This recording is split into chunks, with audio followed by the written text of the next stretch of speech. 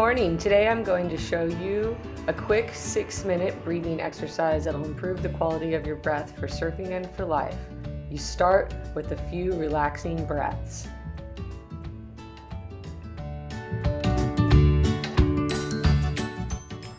The second step is pranayama breathing, which you may have done before in yoga class. All you have to do is blow out through your mouth like you're blowing out a candle. Engage your stomach muscles to have more force of your breath.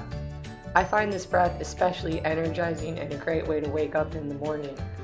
But it's also been shown to reduce stress, anxiety, depression.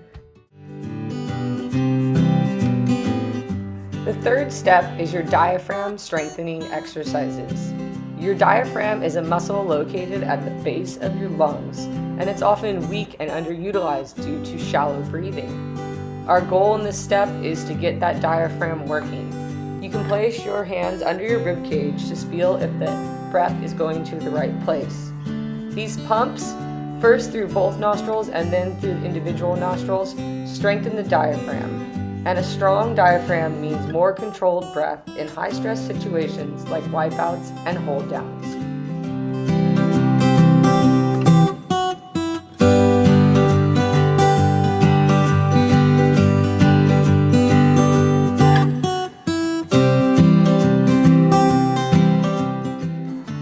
Your fourth step is basically a stretch.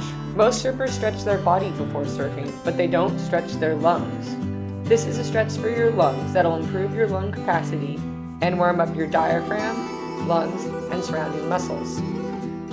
All you have to do is draw in a deep, low breath that goes through the mid and bottom sections of the lung. Then hold that air and then draw in a little bit more air. Hold that for a couple seconds and then slowly exhale. Repeat a couple of times. Our fifth and final step is the breath hold and then recovery breathing. You'll need your phone or stopwatch to keep time. Start by taking a few relaxing normal breaths and then completely empty your lungs like you're wringing out a sponge. Then take a deep low breath that fills the bottom of your lungs, the middle section of your lungs, and finally your neck and throat.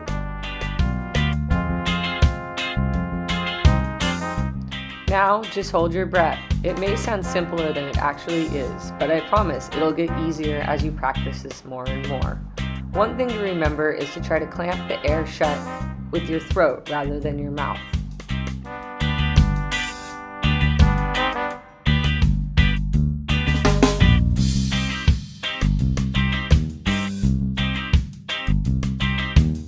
After every single breath hold, we do a 2-stage recovery process.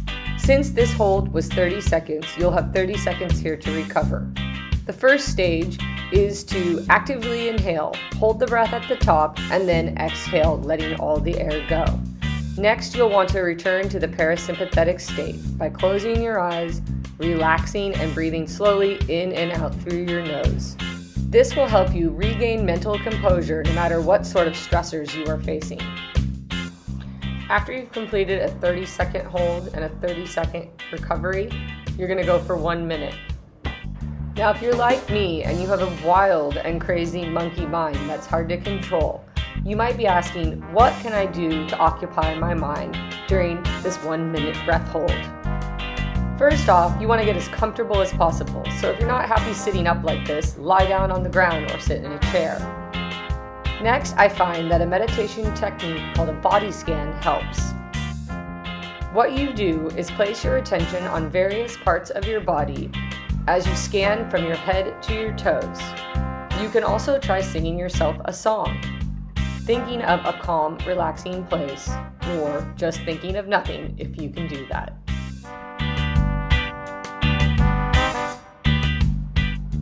Once you've held your breath for 1 minute, you begin 1 minute of recovery breathing. Take an active inhale and then pause, followed by a passive exhale. Do this 2 to 3 times. Then you can begin to return to the parasympathetic state. It's important that you relax and lower your heart rate during this 30-second break so you can be ready for the next breath hold.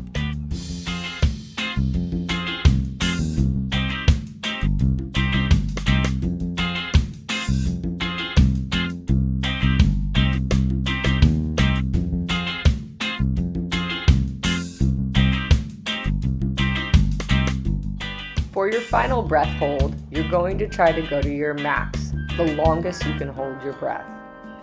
To prepare for your longest breath hold, we're going to return to our packing exercise. Do 2 to 3 sets of packing and then release as much air as possible from your lungs, like you're wringing out a sponge again.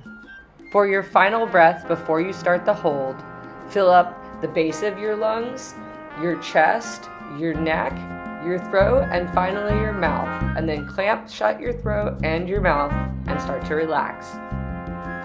This is sped up, so we're not here all day, but I hold my breath for around 2 minutes and 15 seconds.